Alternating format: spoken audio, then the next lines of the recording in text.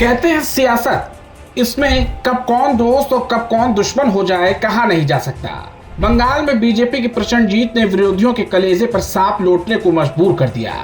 पड़ोसी राज्यों असम, उड़ीसा और अब बंगाल में बीजेपी के विजय रथ ने जिस तरह विपक्ष को कुचला है, उसकी धमक अब झारखंड के मुख्यमंत्री आवास तक सुनाई दे रही है। अमित शाह की झारखंड में बढ़ती दखलंदाजी और जेएमएम की बदलती चाल बता रही है कि झारखंड में पर्दे के पीछे से महाखेला होने वाला है। अटकलें तो यहाँ तक की हैं कि झारखंड में नया समीकरण बनने जा रहा है। दरअसल झारखंड में विधानसभा की कुल 81 सीटें हैं, जिसमें इंडिया गठबंधन की 56 सीटों के गठजोड़ के बाद जेएमएम सरकार है, जिसमें 34 सीटें जेएमएम की हैं, 16 सीटें कांग्रेस की, 4 सीटें आरजेडी की और लेफ्ट की 2 सीटों के साथ हेमंत सोरेन सरकार चल रही है।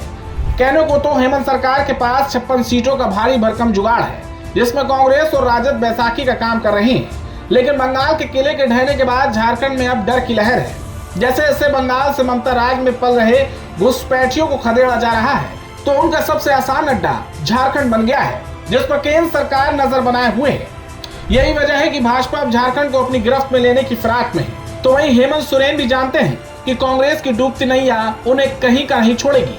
ऊपर से बिहार चुनाव की वो बेइज्जती हेमंत भूले नहीं है। जब तेजस्वी यादव ने 7 सीटों की मांग को कूड़ेदान में डाल दिया था, वो कड़वाहट आज भी गठबंधन के सीने में खंजर की तरह चुभ रही है।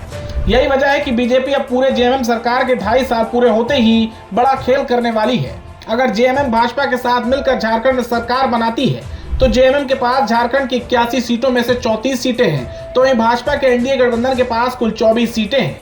दोनों की सीटें अगर मिल जाए तो 58 सीटें हो जाती हैं, जो पूर्ण बहुमत से भी ज्यादा है। अब ऐसे में देखने वाली बात होगी कि क्या शाह के खेल से झारखंड बच पाएगा या फिर कांग्रेस का एक और किला ढह जाएगा।